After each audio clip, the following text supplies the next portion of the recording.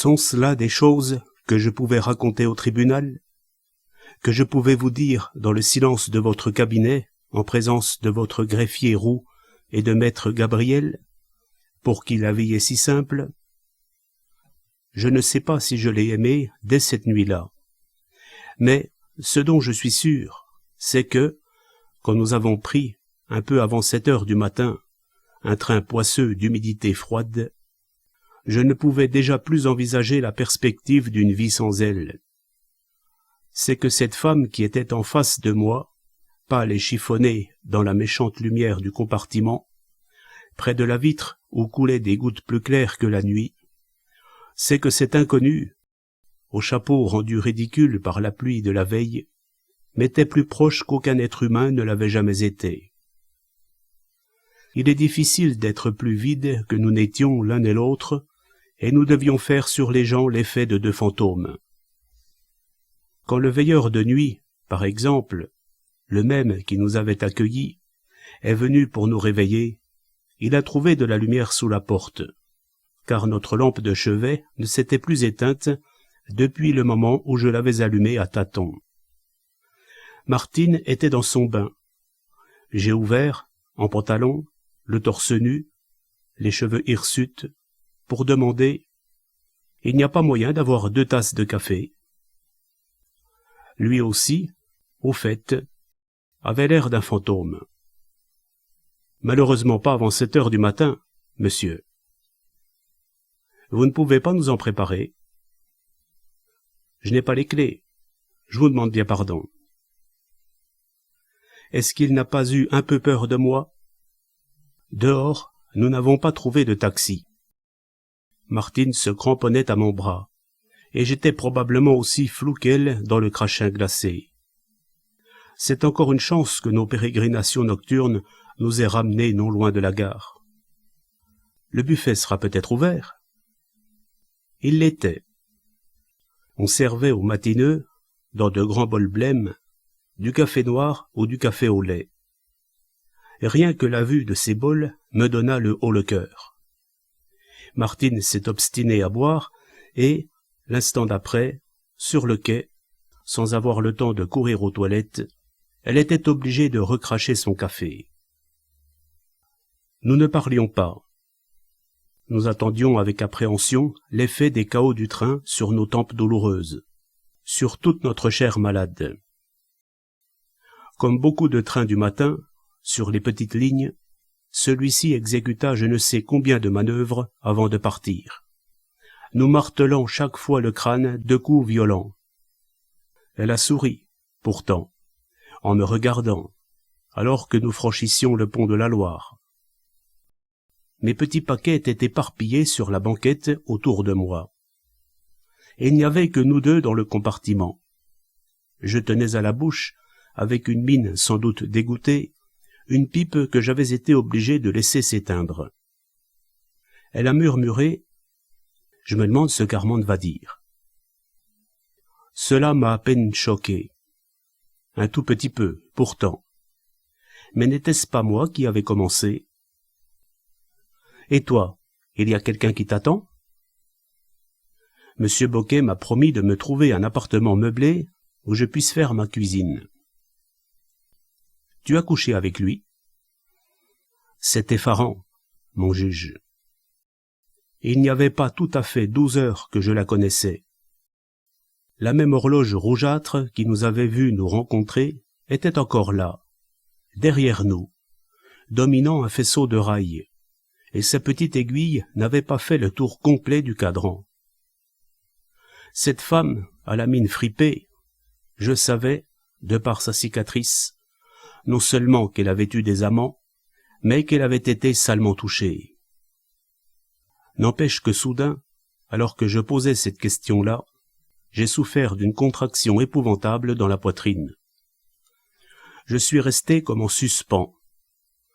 Je n'avais encore rien connu de pareil, mais cela m'est arrivé assez souvent par la suite pour que, depuis, je ressente une pitié fraternelle à l'égard de tous les angineux. Je t'ai dit que je n'avais même pas eu le temps de lui parler de ça. J'avais cru à certains moments qu'une fois dans le train, en terrain neutre, nous reprendrions peut-être le vous en même temps que notre personnalité propre. Mais, à mon étonnement, le tu continuait à nous paraître naturel. Si tu savais comme j'ai fait drôlement sa connaissance. Il était ivre? Si j'ai demandé cela tout de suite, c'est que je connais Raoul Bocquet. Je vous ai décrit le bar américain de Nantes. Nous en avons un aussi, à La Roche-sur-Yon, depuis peu. Je n'y ai mis les pieds qu'une fois ou deux, par hasard. On y trouve surtout quelques snobs qui estiment les cafés de la ville vieux jeu, qui vont là pour se montrer, qui se perchent sur les hauts tabourets et surveillent la confection des cocktails du même air que Martine le faisait la veille. On y voit quelques femmes aussi, non des prostituées, mais plutôt des bourgeoises qui veulent se donner un genre moderne. Bocquet, c'est autre chose. Il a mon âge. Peut-être un an ou deux de moins. C'est son père qui a fondé les galeries, et il en a hérité avec son frère Louis et sa sœur. Voilà 5 ans. Raoul Bocquet boit pour boire, est grossier pour être grossier, parce qu'il s'emmerde, comme il dit, parce que tout l'emmerde et qu'il emmerde tout le monde. Sa femme l'emmerde, et il arrive à Raoul de rester des 4 ou 5 jours sans rentrer chez lui. Sorti pour 1 heure, sans par-dessus, on le retrouve 2 jours plus tard à La Rochelle ou à Bordeaux, avec toute une bande qu'il a racolée n'importe où. Ses affaires l'emmerdent aussi, sauf par crise. Alors, on le voit presque sobre pendant 15 jours ou 3 semaines. Et il commence à bouleverser l'organisation du magasin. Il conduit sa voiture comme un fou, exprès. Passé minuit, il monte sur les trottoirs pour effrayer un brave homme qui rentre chez lui. Il a eu je ne sais combien d'accidents. On lui a retiré 2 fois son permis de conduire. Je le connaissais mieux que quiconque, moi qui le soignais, et voilà qu'il entrait dans ma vie à un tout autre titre et que j'en étais réduit à avoir peur de lui. Il boit beaucoup, n'est-ce pas? J'ai pensé tout de suite que ça l'intéresse plus que les femmes. Sauf celles des maisons à gros numéros, où, périodiquement, il va faire de l'esclandre. J'étais avec une amie dans un bar de la rue Washington, à Paris. Tu connais peut-être. À gauche, près des Champs-Élysées. Il avait bu et parlait à voix très haute à son voisin. Peut-être un ami. Peut-être quelqu'un qu'il ne connaissait pas. Les mots coulaient, monotones, comme des gouttes d'eau sur les vitres des portières. « Tu comprends ?» disait-il. « C'est mon beau-frère qui m'emmerde. C'est un faucheton, mon beau-frère. Mais, le malheur, c'est qu'il doit avoir une belle queue. Car ma garce de sœur ne peut pas s'en passer et ne voit que par ses yeux. Avant-hier encore, il a profité de ce que je n'étais pas là pour flanquer ma secrétaire à la porte, sous je ne sais quel prétexte. Dès qu'il voit qu'une secrétaire m'est dévouée, il la liquide, ou il s'arrange pour la faire passer de son bord. Ce qui lui est facile, car elles sont toutes du pays. Est-ce que les galeries appartiennent au Bocquet, oui ou non? Est-ce qu'il en est un, lui, qui s'appelle Machoul?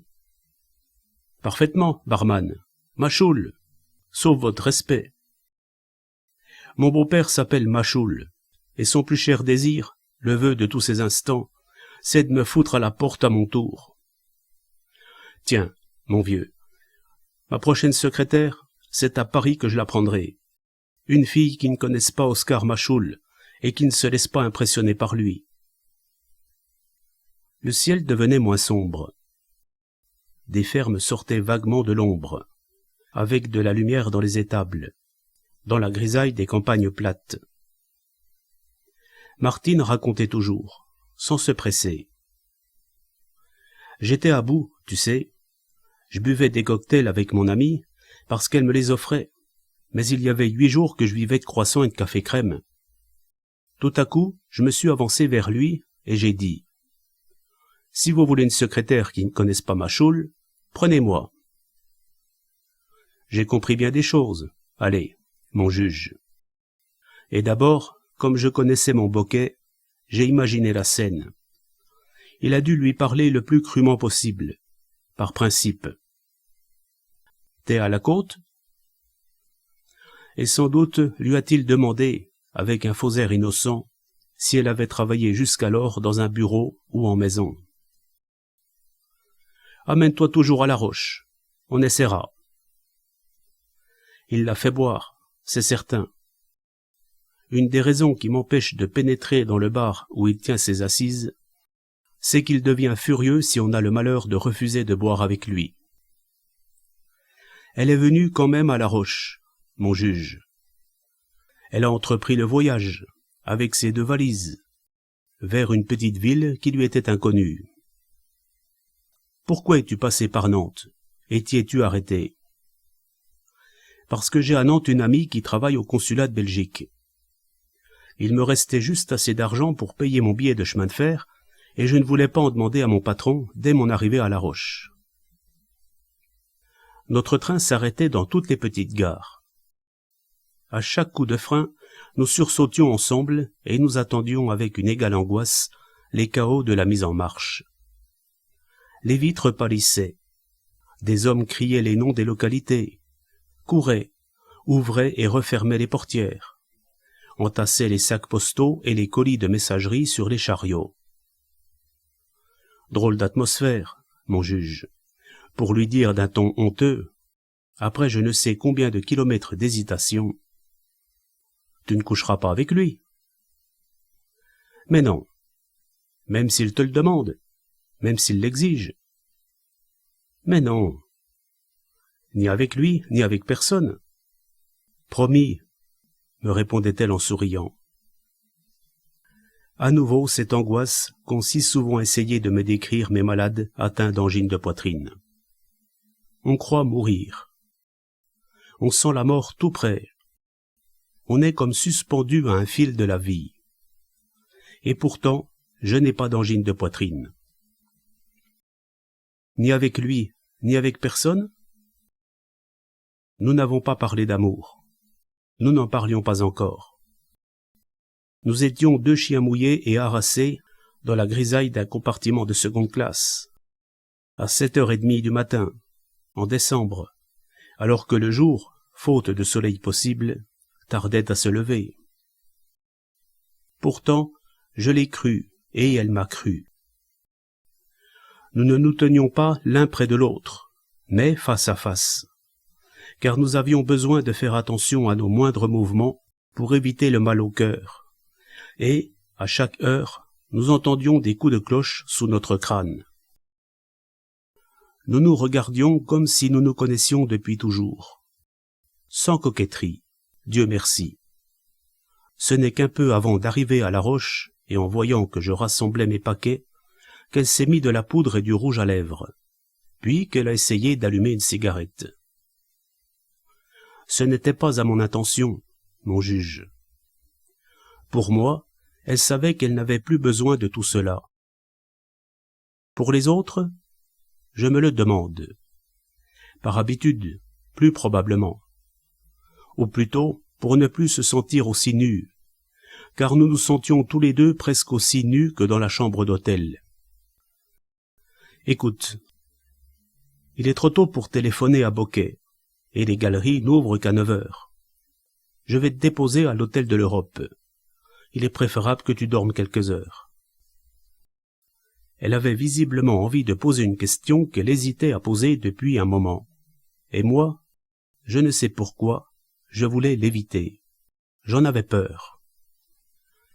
Elle m'a regardé, résignée, obéissante. Vous entendez, juge? Obéissante. Et elle a laissé tomber simplement. Bien. Je te téléphonerai avant midi, ou je passerai te voir. Attends. Non. Je ne pourrai pas passer te voir parce que c'est le moment de ma consultation. Viens chez moi. On peut toujours entrer chez un médecin. Mais, Armande, tu entreras par le salon d'attente, comme une malade. C'est ridicule, n'est-ce pas? Mais j'avais si peur de la perdre. Je ne voulais à aucun prix qu'elle vît Boquet avant moi. je ne voulais déjà plus qu'elle vît personne. Je ne le savais pas encore moi-même. Je lui traçai, au dos d'une vieille enveloppe, le plan d'une partie de la ville, le chemin de l'hôtel de l'Europe à ma maison. À la gare, j'ai appelé un porteur que je connaissais, et j'étais soudain très fier d'être connu. « Trouve-nous un bon taxi, Prosper. » Je la suivais, je la précédais, je trottais autour d'elle comme un chien berger. Je saluais gaiement le sous-chef de gare. Ma parole, pendant quelques minutes, j'ai oublié ma gueule de bois. Dans le taxi, bien que le chauffeur me connût parfaitement, je tenais la main de Martine. J'étais penché sur elle comme un homme amoureux, et je n'en avais pas honte. Surtout, ne sors pas. Ne téléphone à personne avant de m'avoir vu. Il est 8 heures. Mettons que tu dormes jusqu'à 11 heures, même 11h30. Mes consultations, le mercredi, durent jusqu'à 1 heure. Il faut me promettre que tu ne verras personne, que tu ne téléphoneras à personne.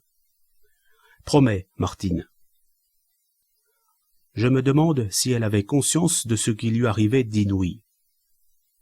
Je promets. Nous ne nous sommes pas embrassés. La place Napoléon était vide quand le taxi s'est arrêté devant l'hôtel de l'Europe. Je suis allé trouver Angèle, la patronne, dans la cuisine, où, comme chaque matin, elle donnait ses instructions au chef. J'ai besoin d'une bonne chambre pour une personne qui est très fatiguée et qu'un confrère de Paris me recommande. Entendu, docteur. Je ne suis pas monté avec elle. Arrivé au bas du seuil de plusieurs marches, je me suis retourné.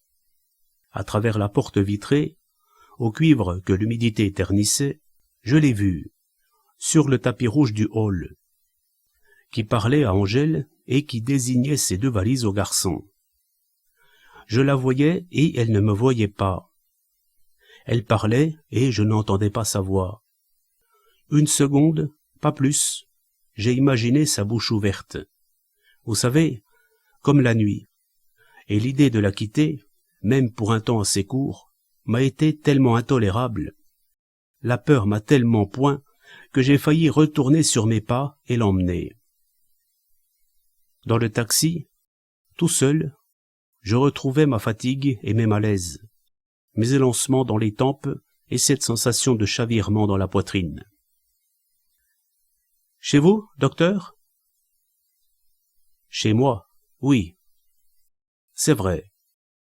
Chez moi. » Et il y avait des petits paquets plein la banquette, y compris les fameux boutons pour une jaquette qu'Armande faisait faire, selon son patron à elle, par la meilleure couturière de La Roche-sur-Yon. Chez moi, puisque cet homme le disait. D'ailleurs, il y avait mon nom sur la plaque de cuivre appliquée à la grille. Babette, notre dernière bonne, se précipitait au-devant du chauffeur, qui portait mes paquets, et un rideau bougeait au premier étage dans la chambre de mes filles. « Monsieur n'est pas trop fatigué ? Monsieur va commencer par déjeuner, j'espère. Madame s'est déjà informée 2 fois de monsieur. Sans doute le train, comme je lui ai dit, a-t-il encore eu de retard ? » Le vestibule au mur d'un blanc crémeux, et des vêtements à moi, des chapeaux, ma canne au porte-manteau. La voix de ma Benjamine, là-haut. « C'est toi, papa ? Est-ce que t'as rencontré le Père Noël ?» Je demandai à Babette. « Il y a déjà beaucoup de monde ?» Parce que, chez les médecins pour petites gens, on fait la queue, et les clients s'y prennent de bonne heure. L'odeur du café. Ce matin-là, elle me soulevait le cœur. Je retirai mes souliers imprégnés d'eau, et il y avait un gros trou à une de mes chaussettes. Mais, monsieur a les pieds tout mouillés. Chut, Babette. Je montai l'escalier blanc au tapis rose, maintenu par des tringles de cuivre. J'embrassai mon aîné, qui partait pour l'école. Armande faisait prendre son bain à la cadette. Je n'ai pas compris pourquoi tu ne couchais pas chez Gaillard, comme d'habitude. Quand tu m'as téléphoné, hier soir, tu ne paraissais pas dans ton assiette. Tu n'as pas été malade? Quelque chose t'a contrarié? Mais non, j'ai fait toutes tes courses. Je verrai ça en descendant. Madame Gringoire a encore téléphoné ce matin et demande que tu ailles la voir dès ton arrivée. Elle ne peut pas venir. Elle a attendu hier pendant 2 heures dans le salon, à me raconter ses malheurs. Je me change et j'y vais. À la porte, je me retournai. Balourd. À propos. Quoi? Rien. À tout à l'heure. J'avais failli lui annoncer tout de suite que j'aurais quelqu'un à déjeuner. Quelqu'un que j'avais rencontré par hasard. La fille d'un ami. Que sais-je? J'étais prêt à inventer n'importe quoi. C'était naïf. Maladroit. Et pourtant, je venais de décider que Martine déjeunerait à la maison. J'avais besoin qu'elle prît son premier repas à la Roche-sur-Yon, dans mon intimité, et même, pensez ce que vous voudrez, qu'elle connût Armande dont je lui avais tant parlé. J'ai pris mon bain, je me suis rasé, j'ai sorti ma voiture du garage, et je suis allé voir ma vieille cliente qui habite toute seule une petite maison à l'autre bout de la ville. 2 fois, exprès, je suis passé devant l'hôtel de l'Europe, dont j'ai regardé les fenêtres. Angèle m'avait dit qu'elle donnerait le 78. Je ne savais pas où était située cette chambre, mais il y en avait une, à l'angle du second étage, dont les rideaux étaient fermés, et je la contemplais avec émotion. Je suis entré au poker bar, mon juge, cet endroit dont je vous ai parlé, où je ne mettais guère les pieds, et j'y ai absorbé ce matin-là, à jeun, un verre de vin blanc qui m'a vrillé l'estomac. Boquet n'est pas encore venu?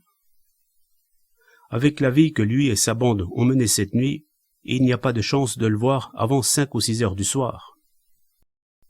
Ces messieurs étaient encore ici au départ du premier train de Paris. Quand je suis rentré chez moi, Armande était occupée à téléphoner à la couturière pour lui annoncer qu'elle avait les boutons et pour prendre rendez-vous. Je n'ai pas vu ma mère. J'ai pu gagner mon cabinet et écluser mes clients les uns après les autres. Plus le temps passait, plus j'avais l'impression que j'étais en train de rater ma vie. L'atmosphère était grise, sans joie. Les fenêtres de mon bureau, où je rédige mes ordonnances, donnent sur le jardin, dont les arbustes noirs s'égouttaient en silence. Quant à la fenêtre de mon cabinet de consultation, elle est munie de vitres dépolies, et on y a besoin toute la journée de lumière artificielle. Une idée s'imposait à moi peu à peu, qui m'avait d'abord paru absurde, mais qui le devenait moins à mesure que le temps passait, que les malades se succédaient. N'avais-je pas au moins 2 confrères à la Roche-sur-Yon même, qui n'avaient pas une clientèle plus grosse que la mienne et se faisaient assister par une infirmière? Sans compter les spécialistes, comme mon ami d'Amboise, qui ont tous une assistante.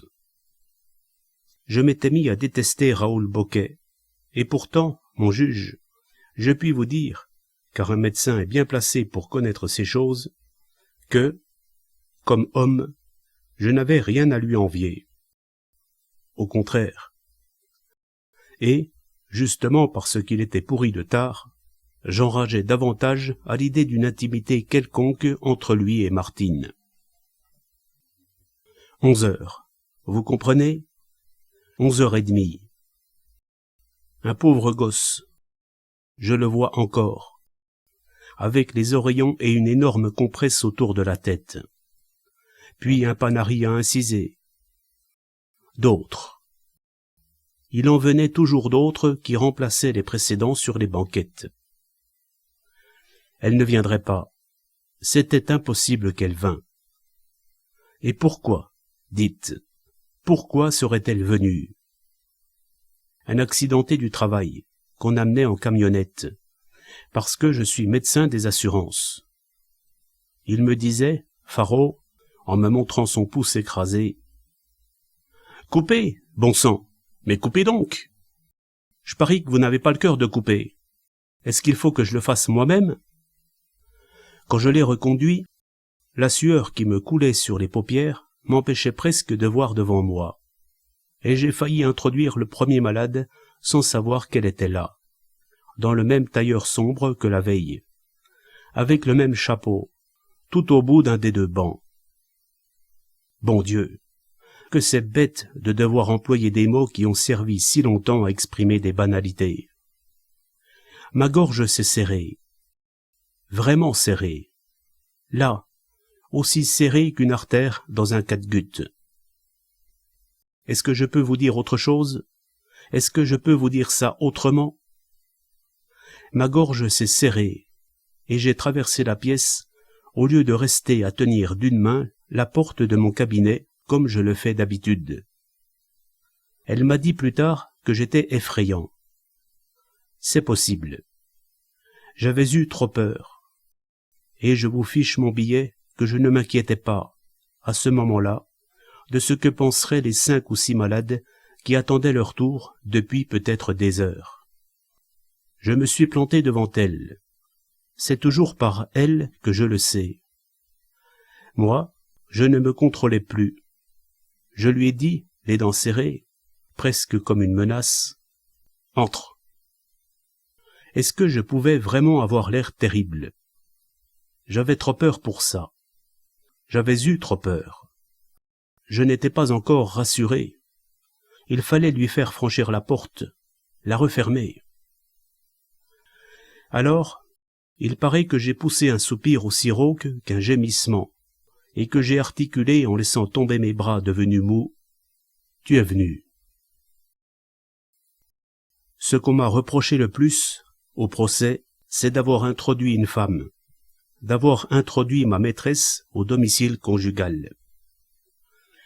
À leurs yeux, je crois bien que c'est mon plus grand crime, et qu'on m'aurait pardonné, à la rigueur, d'avoir tué. Mais mettre Martine face à face avec Armande, ils en étaient tellement indignés qu'ils ne trouvaient pas les mots pour qualifier ma conduite. Qu'est-ce que vous lui auriez fait, mon juge? Est-ce que je pouvais m'en aller tout de suite? Est-ce que cela aurait paru plus naturel? Comme ça, dès le premier jour, de but en blanc? Est-ce que je savais seulement où nous allions? Il y a une chose que je savais, une seule, c'est que je ne pouvais plus me passer d'elle, et que j'éprouvais une douleur physique aussi violente que celle du plus affligé de mes malades dès qu'elle n'était plus près de moi, dès que je ne la voyais pas, que je ne l'entendais pas. C'était soudain le vide total. Est-ce que c'est tellement extraordinaire? Est-ce que je suis le seul homme à avoir connu ce vertige? Est-ce que je suis le premier à avoir haï tous ceux qui étaient susceptibles de s'approcher d'elle en mon absence? On aurait pu le croire, en écoutant ces messieurs qui regardaient d'un air tantôt indigné, tantôt apitoyé. Plus souvent indigné. Remarquez que, quand je l'ai regardée, dans la lumière de mon cabinet, j'ai été presque désillusionné. Elle avait à nouveau sa silhouette trop nette de la veille au soir, sa silhouette d'avant. Peut-être parce qu'elle n'était pas très à son aise, elle affichait son assurance de cliente de bar. Je cherchais des traces de ce qui nous était arrivé, et je n'en trouvais pas. Tant pis. Telle qu'elle était, je ne la laissais pas partir. J'en avais encore pour 1 heure de consultation au moins. J'aurais pu lui demander de revenir, mais je ne voulais pas qu'elle s'éloignât. Je ne voulais même pas la laisser seule chez moi. Il fallait qu'on me la gardât. Écoute, tu déjeuneras à la maison. Mais si, c'est inutile de parler de notre rencontre d'hier, car Armande est méfiante et ma mère encore plus. Pour elles deux, tu es venu me trouver ce matin, avec une recommandation du docteur Artari, de Paris, que je connais un peu et que ma femme ne connaît pas. Elle n'était pas rassurée, mais elle sentait bien que ce n'était pas le moment de me contrecarrer. Tu peux parler de Bocquet. Ça vaut même mieux. Cependant, laisse entendre que tu as travaillé pour un médecin, pour Artari, par exemple. J'avais tellement hâte d'arranger tout cela, qui me paraissait merveilleux, que j'avais déjà la main sur la poignée de la porte communiquant avec la maison. « Mon nom est Anglebert, me dit-elle. Martine Anglebert. Je suis belge, de Liège. » Elle sourit. C'est vrai que je ne connaissais pas son nom de famille et que cela m'aurait embarrassé pour la présenter. « Tu verras, laisse-moi faire. » J'étais tout fou. Tant pis si vous trouvez ça ridicule, mon juge. Je l'amenais chez moi. C'était presque un piège. J'avais un peu l'impression de me l'approprier, et il n'en aurait pas fallu beaucoup pour que l'idée me vienne de l'enfermer. J'entendais les quintes de toux d'une malade dans la salle d'attente. « Viens !» Je frôlai ses lèvres de mes lèvres, délicatement. Je la précédais. C'était mon vestibule, à gauche de mon salon. L'odeur qui flottait était l'odeur de ma maison, et elle était dans ma maison. J'ai aperçu maman dans le salon, et je me suis précipité vers elle. « Écoute, maman, je te présente une jeune fille que me recommande le docteur Artari, un médecin de Paris que je connais. Elle vient travailler à La Roche, où elle ne connaît personne. Je l'ai invitée à déjeuner avec nous. » Maman, en se levant, laissa tomber sa pelote de laine. « Je te la confie. Je vais continuer mes consultations. Dis à Babette de nous préparer un bon déjeuner. » Est-ce que j'ai failli chanter? Je me demande maintenant si, en refermant la porte de mon cabinet, je n'ai pas fredonné. J'avais la sensation d'une telle victoire, et, pour tout dire, j'étais si fier de mon astuce. Pensez que je l'avais mise sous la garde de maman. Aucun homme ne lui parlerait pendant qu'elles seraient ensemble. Et Martine, qu'elle le veuille ou non, continuerait à vivre dans mon atmosphère. Même si Armande descendait. Je ne savais pas si elle était sortie ou non, mais elle ne tarderait pas à se trouver face à face. Eh bien, Armande me la garderait à son tour. J'ouvrais, plein d'allégresse, soulagé comme je crois ne l'avoir jamais été auparavant, la porte de la salle d'attente. Au suivant encore. Ouvrez la bouche, toussez, respirez, ne respirez plus. Elle était là, à moins de 10 mètres de moi. Quand je me rapprochais de la petite porte du fond, je pouvais entendre un murmure de voix. C'était trop confus pour que je reconnaisse la sienne, mais elle n'en était pas moins là. Vous étiez là, je crois, au moment où l'avocat général a demandé, non pas à moi, mais en levant les bras au ciel, à je ne sais quelle puissance mystérieuse, qu'est-ce que cet homme pouvait espérer? J'ai souri. Mon hideux sourire, vous savez. J'ai souri et j'ai dit tout bas, mais assez distinctement pour qu'un de mes deux gardes l'entendît, être heureux. En réalité, je ne me posais pas la question. J'étais assez lucide, malgré tout, pour prévoir des complications, des difficultés de tous les instants. Ne parlons pas de la pente savonneuse du vice, comme je ne sais plus quel imbécile l'a fait au procès. Il n'y avait pas de pente savonneuse, et il n'y avait pas de vice. Il y avait un homme qui ne pouvait pas agir autrement qu'il agissait. Un point c'est tout.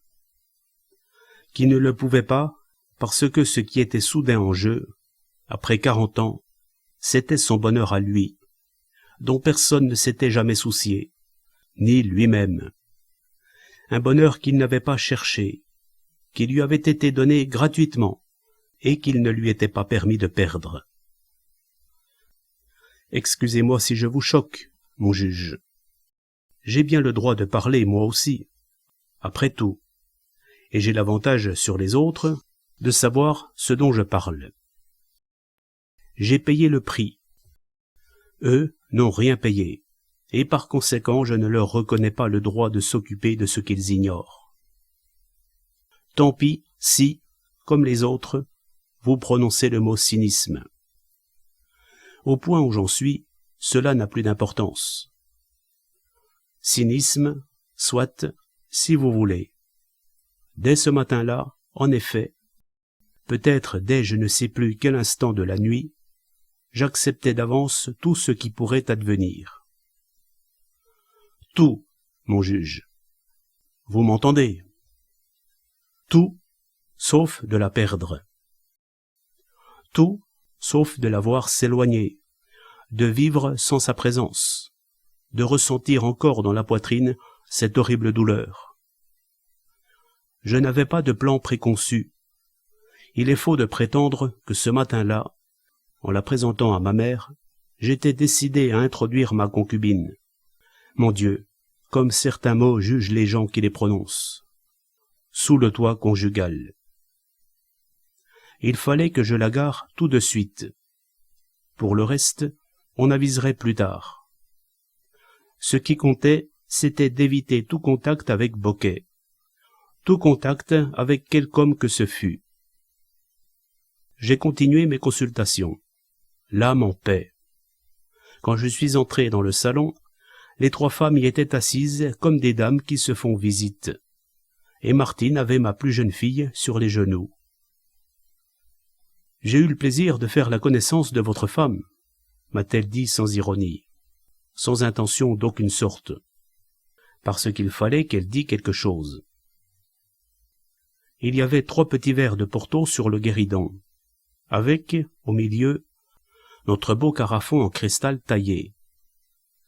Le salon était vraiment joli, ce matin-là, et le tulle des rideaux empêchait d'apercevoir la grisaille qui enveloppait la ville. Mademoiselle Anglebert nous a beaucoup parlé de sa famille. Armande m'a adressé un petit signe que je connais bien, qui veut dire qu'elle désire me parler en particulier.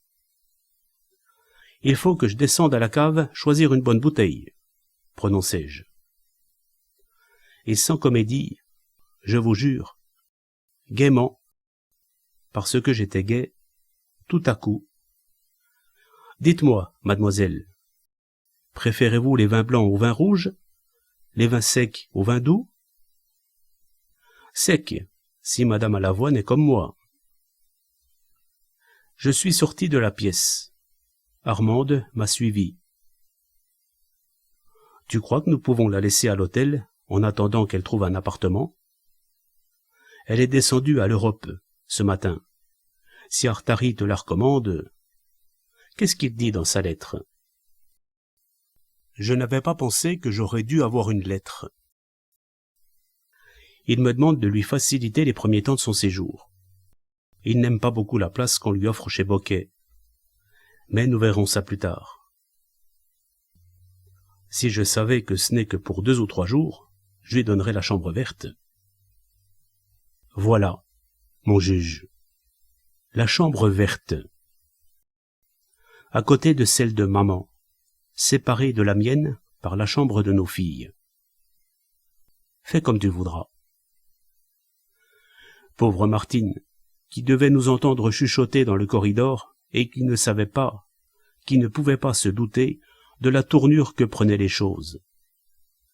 Maman lui parlait, et elle faisait semblant d'écouter tout en tendant l'oreille vers le dehors, plus morte que vive. Elle ne verrait pas Boquet, elle ne travaillerait pas pour lui. Maintenant, c'était décidé. J'allais vite en besogne, vous le voyez.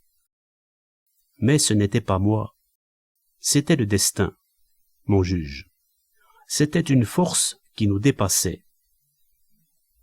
J'étais tellement reconnaissant à Armande que je l'ai regardée, pendant le déjeuner, comme je ne l'avais jamais sans doute regardée jusqu'alors, avec une véritable tendresse. Un déjeuner parfait, que maman avait obtenu de surveiller. Nous n'avions pas faim, et nous mangions sans nous en apercevoir. Nos yeux riaient. Nous étions gais. Tout le monde était gai, mon juge, comme par miracle. Tout à l'heure, mon mari ira chercher vos bagages à l'hôtel. Mais si, je ne crois pas qu'il soit difficile, en ce moment, de trouver un appartement meublé. Après le déjeuner, je donnerai 2 ou 3 coups de téléphone. Nous voulions nous rendre à l'hôtel ensemble. Nous avions déjà besoin d'être seuls. Nous n'osions pas aller trop vite en besogne. La proposition ne pouvait pas venir de moi. C'est là que j'ai vu combien Martine était rouée. J'allais dire combien elle était garce. Ces dames finissaient le café. Je partais. Cela vous ennuierait, madame, que je passe à l'hôtel, moi aussi? Et, à voix basse, comme en confidence, j'ai quelques petites choses qui traînent, et... Armande avait compris. Petit secret de femme, parbleu. Petite pudeur. Ce n'était pas à la grande brute que j'étais de pénétrer dans la chambre d'une jeune fille et de manier son linge, ses objets personnels. J'entends encore Armande me recommander tout bas, pendant que Martine mettait son drôle de petit chapeau devant la glace du vestibule. Laisse-la monter seule, c'est plus délicat, tu la gênerais. L'auto, mon auto. Nous deux dedans, moi au volant, elle à côté. Et ma ville, les rues dans lesquelles je passais tous les jours. C'est merveilleux, dis-je. Cela ne te fait pas un petit peu peur? Tu crois que nous devons accepter? Elle ne se moquait plus d'Armande, à présent. Elle avait honte devant elle. Mais personne au monde n'aurait pu me faire reculer. Je montais avec elle. Avant même de refermer la porte, je la serrais dans mes bras à l'étouffer, et je lui mangeais littéralement la bouche. Le lit n'était pas encore fait. Pourtant, l'idée ne me vint pas de l'y renverser. Cela comptait, certes. C'est en l'étreignant comme une bête que j'avais compris. Mais ce n'était pas le moment. Nous avions autre chose à réaliser, tout de suite, une autre étape à franchir. Il fallait que je la ramène chez moi, mon juge, et je l'ai ramenée triomphalement, comme jamais sans doute nouvel époux n'a ramené chez lui son épouse. J'étais obligé d'éteindre le feu de mon regard, le rayonnement de tout mon être. J'ai déjà téléphoné, nous annonçait Armande, et on m'a donné une adresse. Puis, tout bas, m'entraînant à l'écart, il est plus convenable que ce soit moi qui y aille avec elle. J'ai dit oui, parbleu, du moment qu'il y avait quelqu'un pour la garder. Et cela me semblait tout naturel, à moi, que ce soit ma mère ou Armande. Duplicité? Hypocrisie? Non, mon juge. Non et non. Laissez dire cela à ceux qui ne savent pas. Vous qui allez peut-être savoir bientôt. Vous qui, si je ne me trompe, saurez un jour. La force irrésistible de la vie, simplement, de la vie qui m'était enfin donnée, à moi qui, si longtemps, n'avais été qu'un homme sans ombre.